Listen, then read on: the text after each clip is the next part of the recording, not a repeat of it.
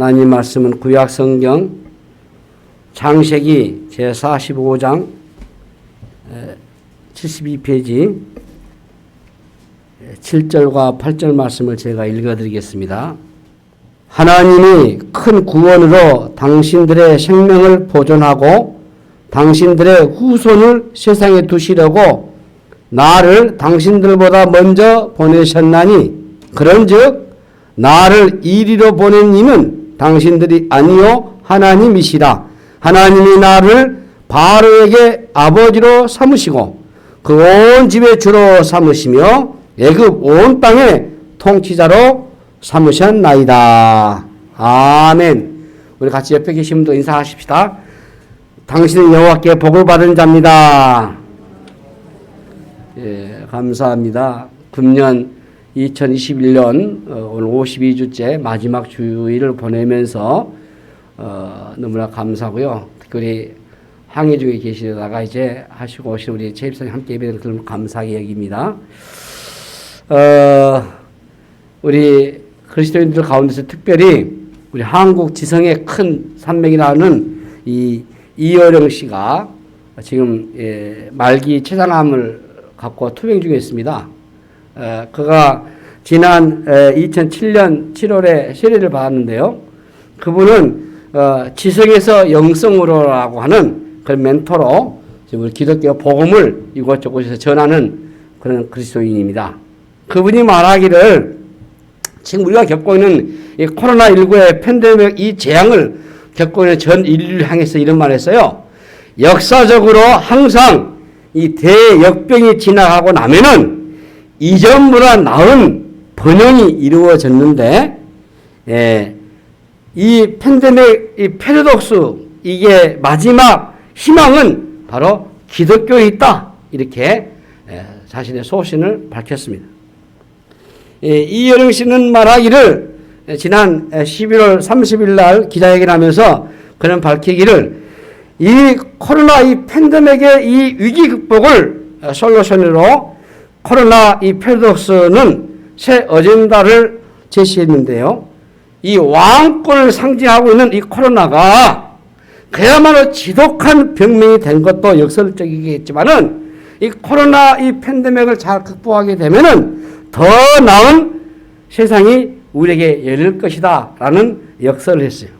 그것은 바로 중세 시대에 여러분 잘 알고 계시는 패스트 흑사병으로 인해 가지고 기독교의 기반 자체가 흔들렸던 때와 같은 위기를 지금 맞이했다 이렇게 평가하면서 이 불행 속에서도 우리 현대인들이 그동안 잊고 있었던 여러 가지 종교적인 가치와 구제를 찾게 되는데 특별히 우리 기독교의 가장 큰 악이라 할 수 있는 죄악이 이 휴브리스, 다시 말해서 인간의 자만, 인간의 오만, 인간의 이 교만을 제시하면서 이것을 이번에 깨닫게 됐다라고 하고 또 전 인류가 이 세상의 모든 가치 가운데서 생명 이상의 것이 없다고 하는 것을 동시에 이번에 깨닫게 됐다라고 덧붙였습니다.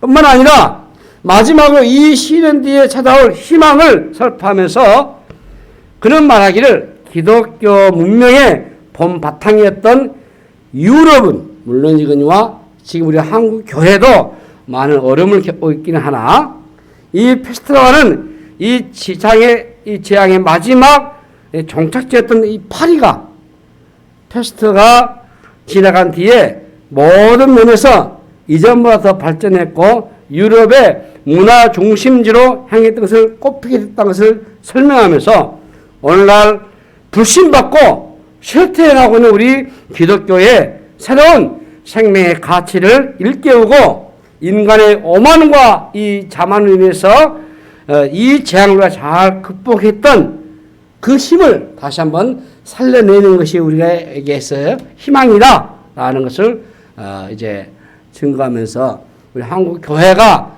이 위기를 잘 극복하고 우리 그리스도인들이 이 위기를 다시 한번 조명해보는 그런 지혜가 있으면 좋겠다라는 평가를 했습니다. 저 역시도 거기에 동의합니다. 특별히 우리 한국 교회는 그동안 세속주의, 물량주의, 배금주의, 더 나아가서 혼합주의 그리고 우리가 신학적으로 분석해 볼 때 번영신학과 신신학에 한국 교회가 많이 침몰되어 있기는 사실입니다.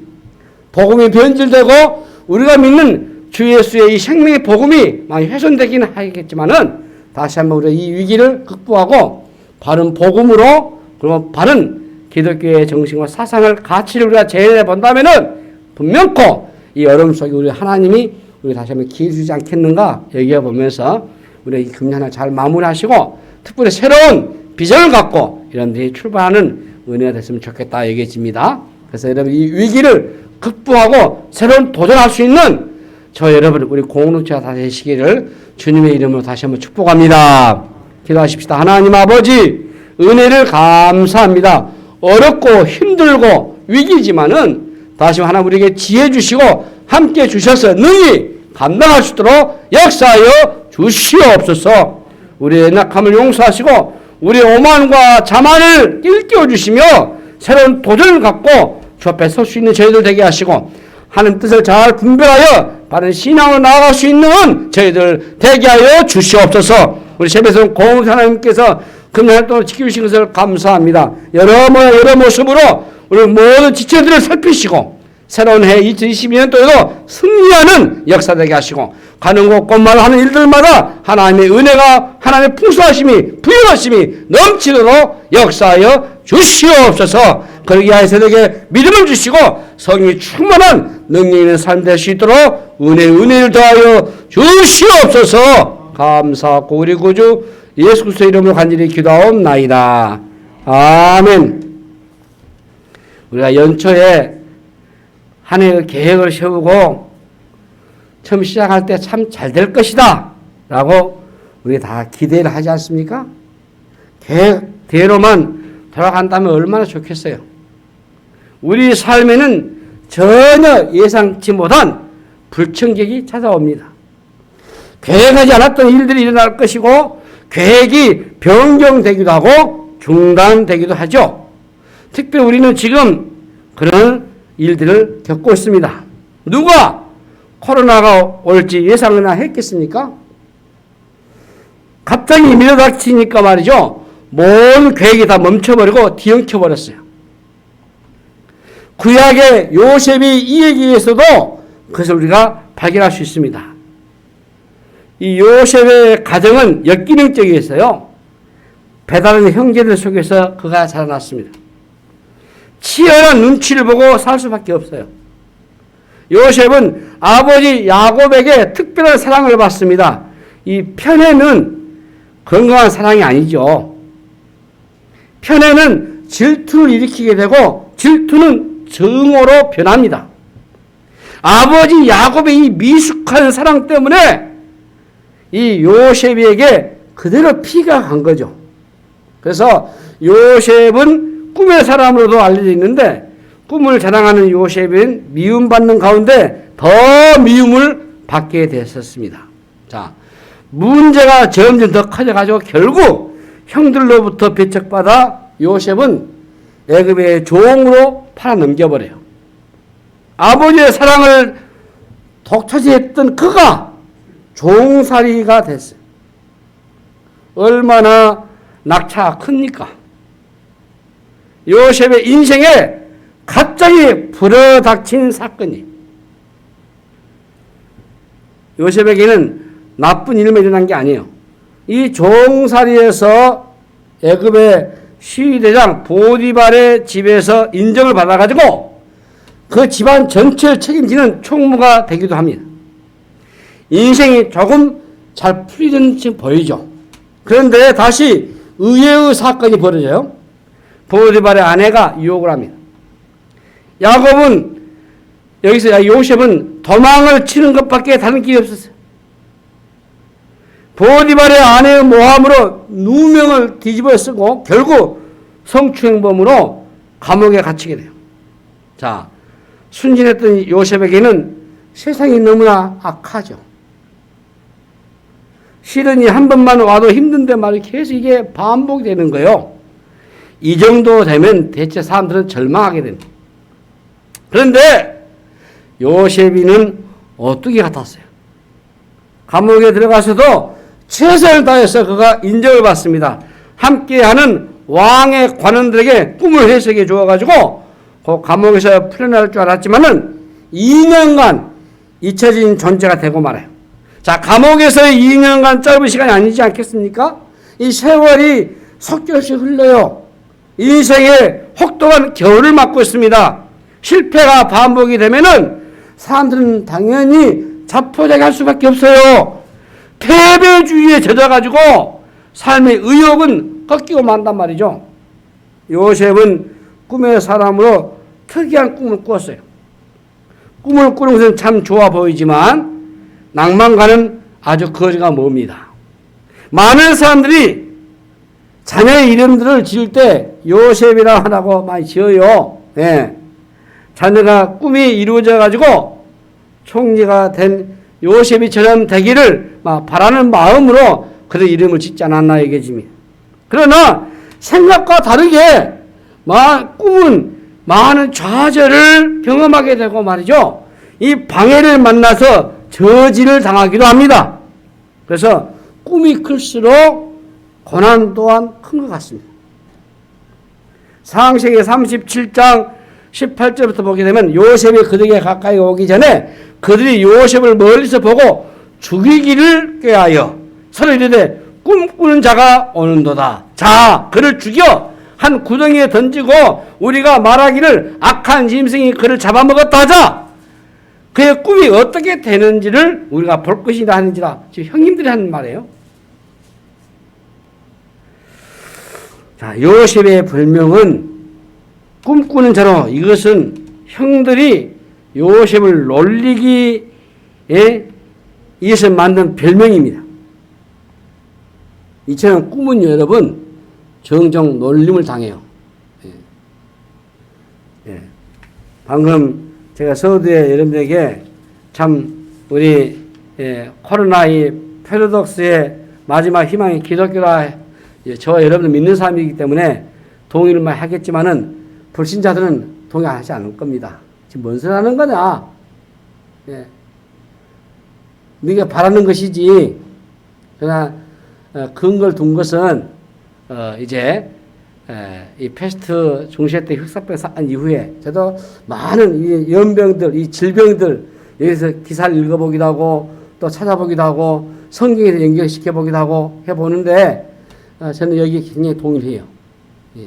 특히 우리 그리스도인들이 인간의 참 이 휴브리스, 이 오만함, 이 자만함, 이 교만함 이것만 꺾인다고 이걸 깨닫고 우리가 다시 한번 원래의 우리가 첫 마음을 다시 돌아본다면은 신앙도 마찬가지지 않습니까? 하나님께서 우리에게 어떤 일을 행하실지 기대가 큰 거죠. 자, 요셉의 삶에는 꿈과 거리가 먼 사건들이 계속해서 일어났어요. 기회가 어느 둥 하다가 이게 어느 둥 사라져버려요. 문이 열린다 하더니 다시 가까이 하면 문이 닫혀버려요. 이러다가 인생이 끝난 게 아니냐라고 왜 이런 일이 나에게 일어날 것인가? 응? 그런 생각이 들 수밖에 없어요. 사람들은 살아가는 동안에 힘이 들 때 어떤 희망을 품습니다. 조금만 지나가면 나아지겠지 라고 생각하죠. 그렇지만 이것은 막연한 낙관주의예요. 요즘 같으면은 코로나가 끝이 나기만 한다면 라고 생각할 것입니다. 우리 정부가 아마 그렇게 예측한 것 같아요. 백신만 제대로 맞으면은 이게 이길 수 있겠다 해가지고 아마 위드 코로나 했는데 이게 생각자는 또 오미크론이 나타나가지고 이게 비해되니까 지금 전문가들은 아마 다음 달 이렇게 더 많은 확진 전색이 일어나지 않겠냐 우려를 하고 있습니다. 심지어는 30억 명을 말해요. 저는 이제 그런 예측이고 여러 얘기했지만은 그만큼 빠른 속도로 감염되지 않을까 좀 두려움이 없잖아 있어요. 그래서 3차 접종을 다 하고 이스라엘에서는 4차 접종도 한다 하지 않습니까? 어떤지 간에 이런 막연한 낙관론을 우리가 빈다할 때가 많아요. 기대했던 것이 반복적으로 좌절될 때 사람들은 극심한 상처를 받습니다. 상처가 깊어지게 되면 극단적인 선택을 하는 일이 발생하게 돼요. 요셉은 어떻게 이런 혹독한 시련들을 통과하게 됐겠습니까? 반복된 꿈의 좌절을 그가 어떻게 이겨낼 수 있었습니까? 그에게 찾아온 거절과 학대와 누명과 억울한 일이 있었는데도 불구하고 어떻게 그가 평정심을 유지할 수 있었겠습니까? 우리는 내가 계획할 대로 돌아가지 않을 때 무척 당황해요. 한두 번 그런 일이 일어났을 때는 계획을 수정해 보죠. 그런데 그런 일이 자주 너무 일어나면 좌절할 수밖에 없어. 무너져 버려요. 내가 오른쪽으로 핸들을 꺾었는데 말이지 차가 왼쪽으로 가게 되면 어떻게 되겠습니까? 요셉이 지금 그런 상태단 말이죠. 요셉의 생애를 여러분들이 들여다보시면 이해할 수 없는 일들이 계속해서 이게 이어진단 말이에요. 처음에는 참 힘이 센 형들이 자신의 인생을 힘들게 했다라고 느꼈을 것입니다. 보디발의 집에서도 자신보다 더 큰 힘을 가진 자가에게 의해서 억울한 일을 당했다라고 생각할 수도 있어요. 그러나 시간이 흐르면서 자신에게 피해를 준 형들보다 자신을 감옥으로 넣은 보디발의 아내보다도 더 큰 힘의 작용이 있다고 하는 것을 요셉은 의식하기 시작했을 겁니다. 자, 우리가 살아가다 보면은 나의 의사와 전혀 상관없이 벌어질 일들이 한두 가지 아니에요. 나의 힘으로 저할 수 없는 그런 일들이 일어나요. 지금 이 코로나도 마찬가지로 우리 계획에 없던 거 아니에요. 나의 힘으로는 도무지 어떻게 해볼 도리가 없어요. 요셉은 자신에게 피해를 준 가해자의 힘보다 더 큰 힘이 있음을 인식했어요. 여러분, 내가 계획한 대로 풀리지 않고 나의 의도와 상관없이 불행스러운 사건을 만날 때 우리 여러분들 어떻게 반응하십니까? 금년 한 해도 여러분 잘 보셔요. 우리 인생 가운데 이런 일들이 얼마든지 일어날 수 있어요. 오랜 세월이 흐르고 요셉이가 애굽의 총리가 되죠. 요셉이 경제 정책으로 인해 가지고 7년의 풍년을 잘 관리해서 흉년이 올 것을 대비합니다. 온 세상에 흉년이 들고 요셉의 형들은 식량을 구하러 애굽을 찾아와요. 어떻게 인생이 이렇게 반전될 수 있을까요? 요셉의 형들은 자신들이 행한 죄가 결코 작지 않다는 것을 알고 있어요. 애굽의 총리된 요셉이 앞에서 형들이 벌벌 떨고 있지 않습니까? 자, 요셉에게는 아주 좋은 기회가 왔어요. 속에다가 쌓아두었던 말을 할 수 있는 절호의 순간이 온 겁니다. 지난날 그가 겪었던 억울한 삶에 대한 울분을 토할 시간이 온 것이에요. 그런데 요셉이 입을 열어서 뭐라 말하죠? 우리 본문 7절을 보시면 답이 나와요. 하나님이 큰 구원으로 당신들의 생명을 보존하고 당신들의 후손을 세상에 두시려고 나를 당신들보다 먼저 보내셨나니 이렇게 전혀 예상에 빗나간 말을 하고 있어요. 어떻게 이런 반응을 보실 수 있겠어요? 요셉의 반응에서는 형들의 지나간 행위에 대한 증오가 드러나지 않고 있어요. 우리가 주목해야 하는 것은 이 요셉이 자신의 일어난 사건을 바라보는 관점이에요. 요셉의 이야기의 중심은 사람이 아닙니다. 사건 자체도 아니에요. 하나님이세요.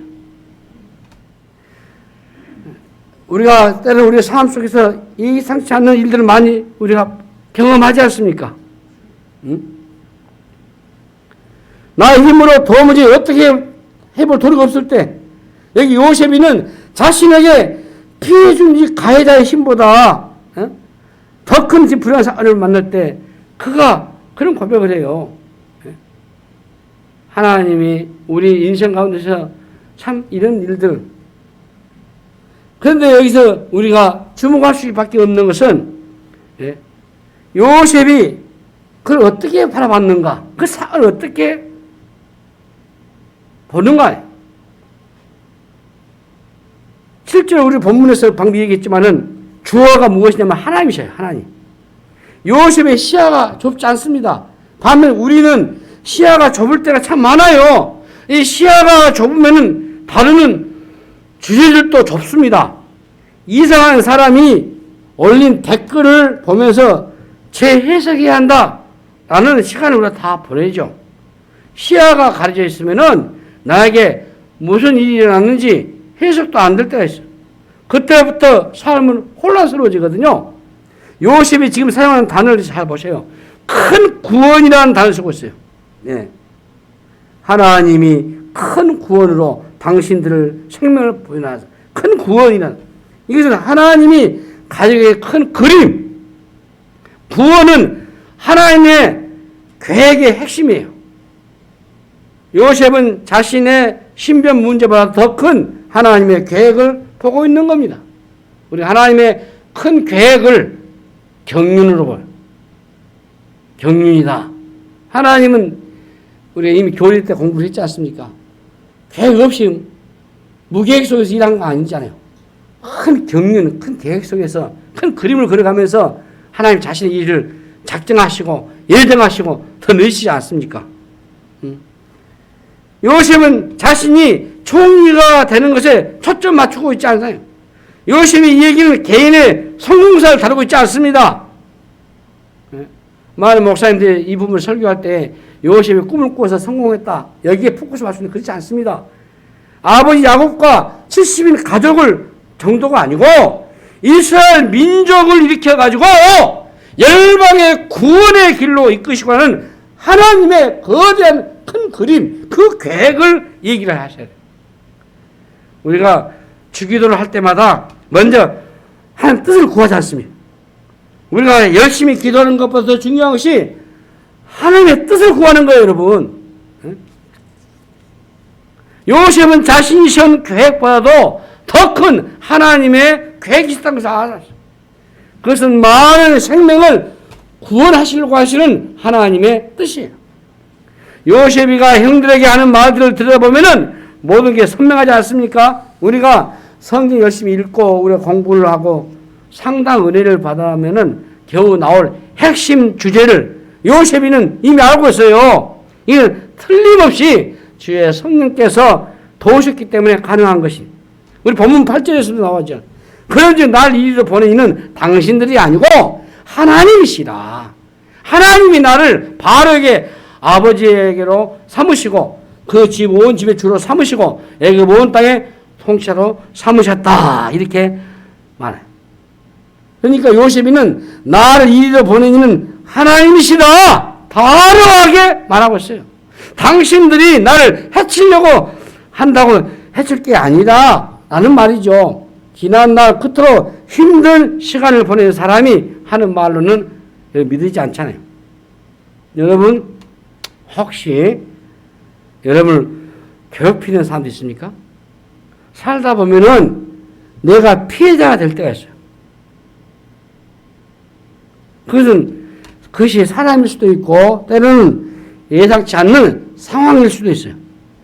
피해자가 되면은 가해자로 인해서 힘들어하죠. 또 가해자에 대한 증오심에 불타올라가지고 보복을 하려고도 해요. 자, 우리가 잘 아는 지선아 사랑해라는 책의 주인공 이지선 그 자매가 지금 현재 한동대 교수로 있어요. 그녀가 공부를 마치고 집으로 가는 중에 사거리에서 신호를 기다리고 있는데 음주운전자가 차를 들이박아가지고 그 자리에서 자동차를 불타버리고 그녀는 전신에 중화상을 입고 그녀의 인생이 망가지고 깨져버렸어요. 스스로 거듭했어요. 그런데 이지선 이 자매가 운전자를 진심으로 용서했어요. 그리고 자신의 그 일그러진 얼굴로 인해 가지고 그녀는 결코 절망하지 않았어요. 이전으로 돌아가고자 하는 마음도 전혀 없다고 했어요. 지금이 더 행복하다는 말도 했어요. 어떻게 이게 가능하냐 그 말이에요. 오늘 8절 말씀이 그 답이에요. 네. 나를 이리로 보낸 이는 당신들이 아니고 하나님이시다. 전혀 다른 렌즈를 지금 보고 있잖아요.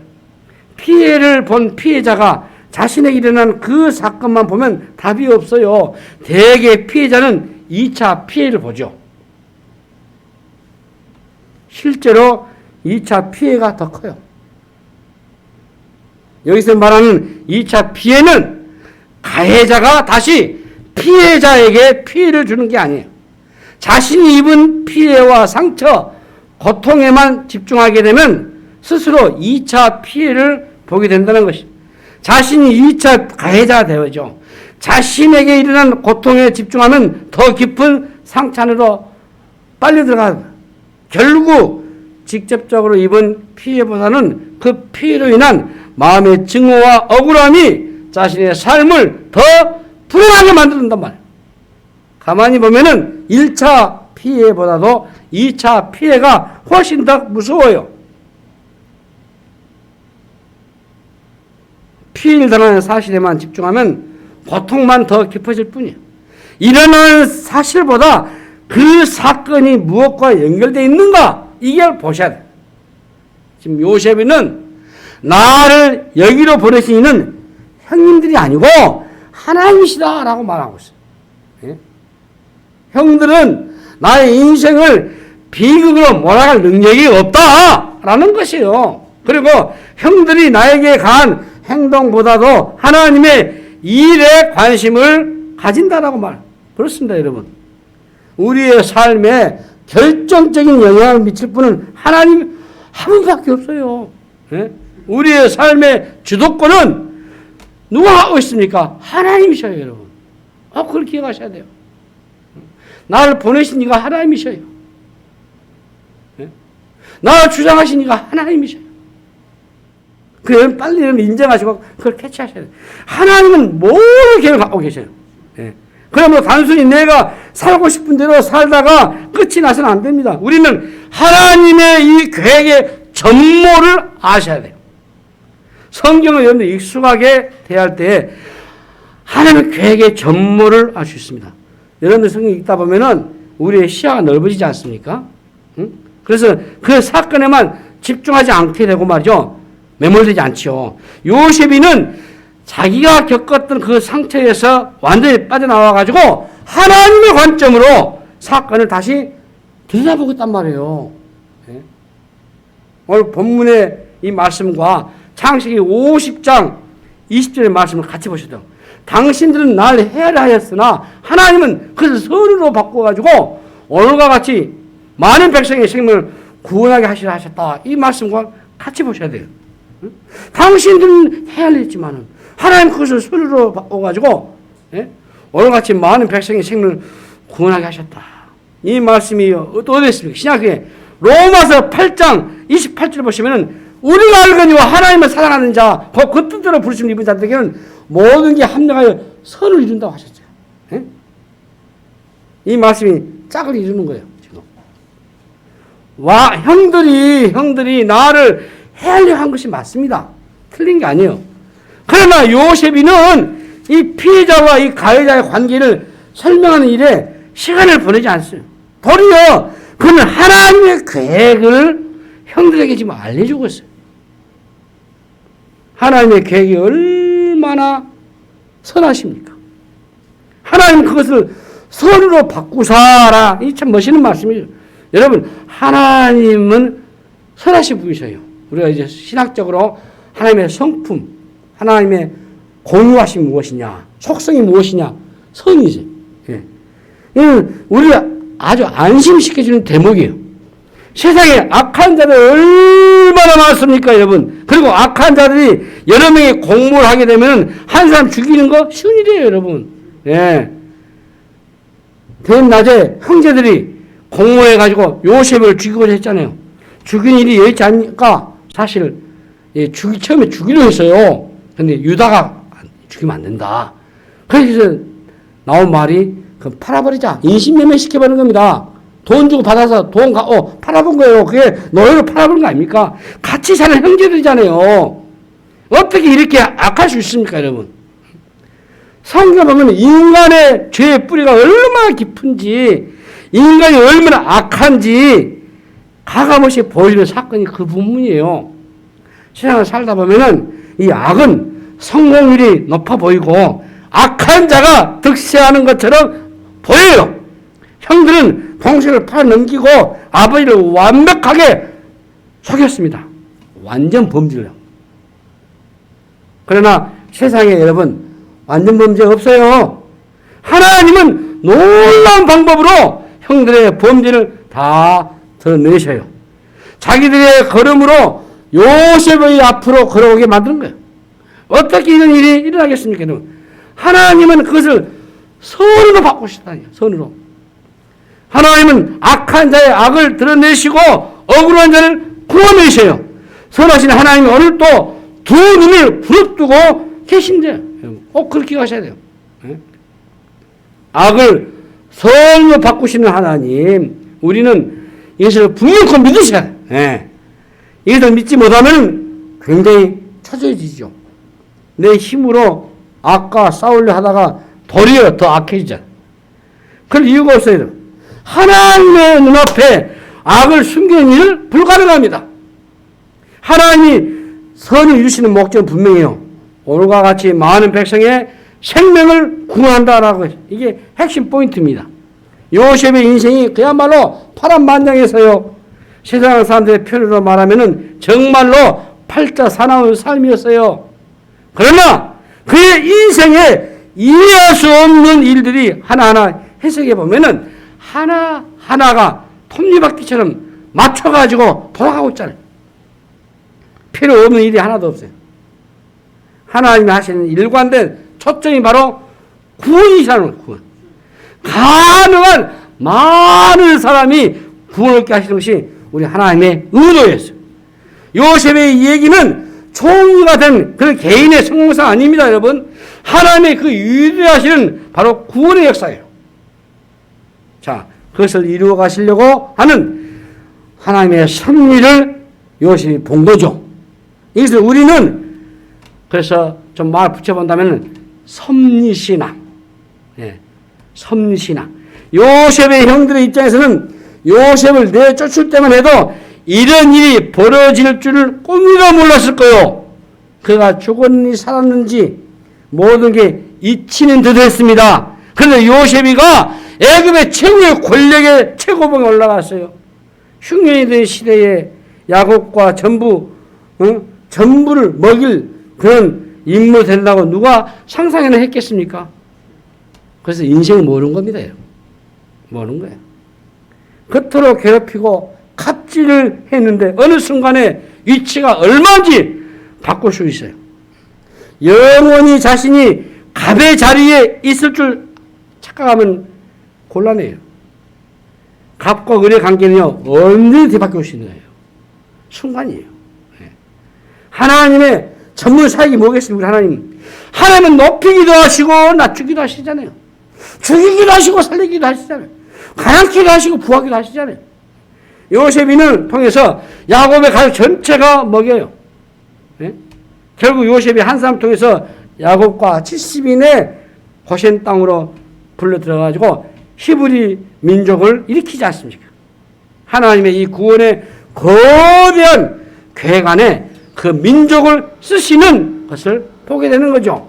이사야 45장 6, 7절 보니까 해 뜨는 곳에서든지 지는 곳이든지 나밖에 다른 이가 없는 줄을 알게 하리라. 나는 여호와라 다른 이가 없느니라. 나는 빛도 짓고 어둠도 창조하며 나는 평안도 짓고 환난도 창조하니 나는 여호와라. 이 모든 일들 행하는 자니라 하였노라. 하나님은 빛도 어둠도 평안도 환난도 창조하신 분이십니다. 여러분 금년 한 해를 잘 마무리하다 보면은 웃을 때도 있었고 울 일도 있었지 않습니까?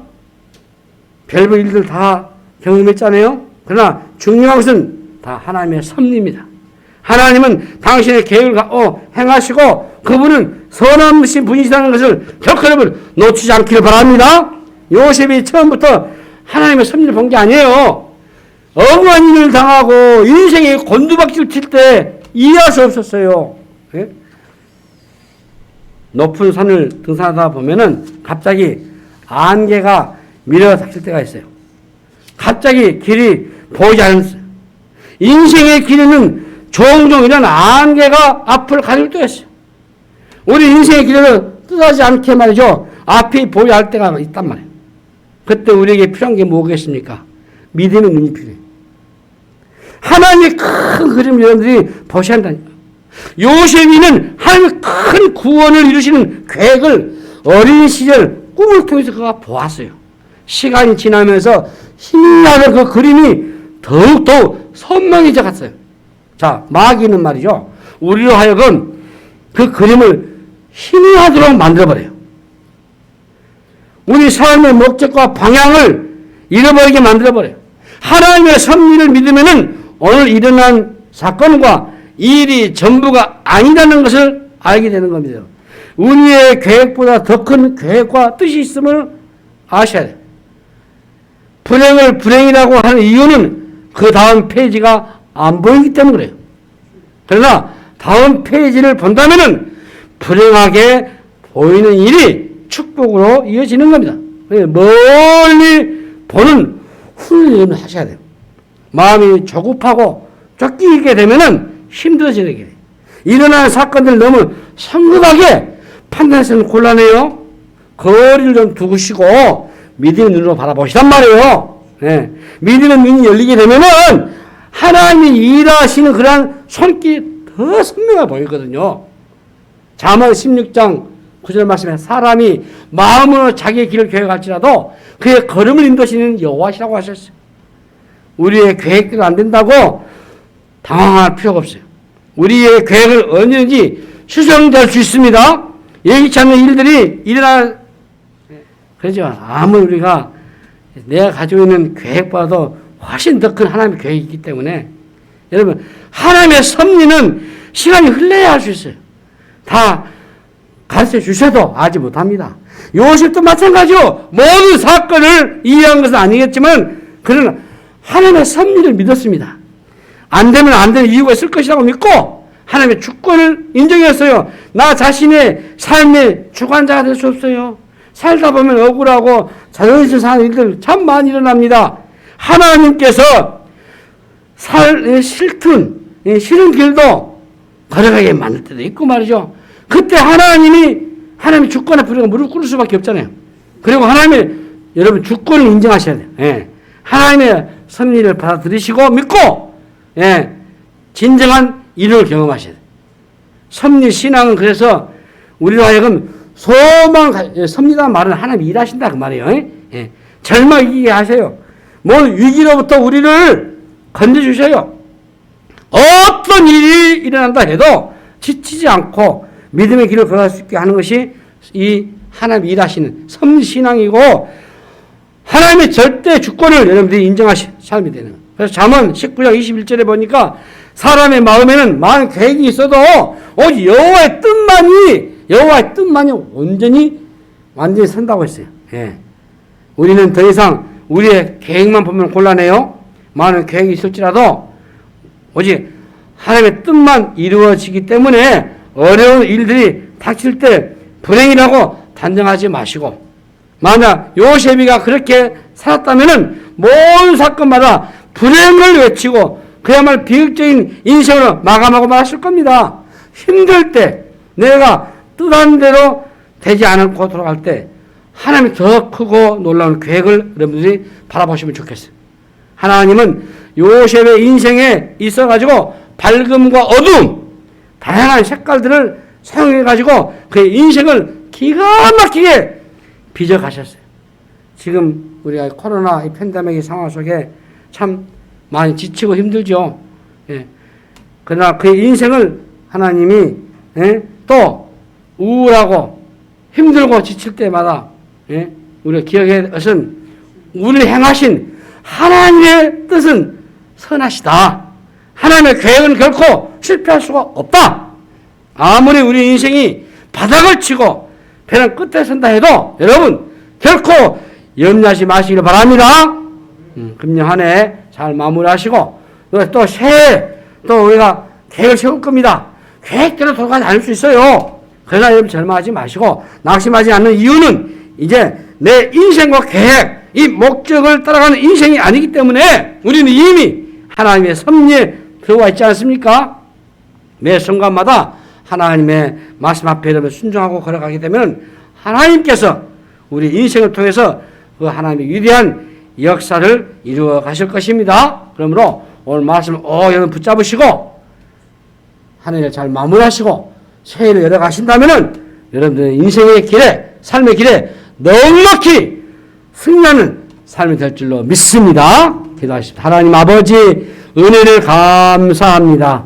하나님의 경륜 그 계획을 우리가 끝까지 인내하고 보면 승리할 줄로 믿습니다. 주여 오늘 돌봐주시고 인도하시고 함께하시고 역사만 하여 주시옵소서. 감사하고 우리 구주 예수 그리스도 이름으로 간절히 기도하옵나이다. 아멘.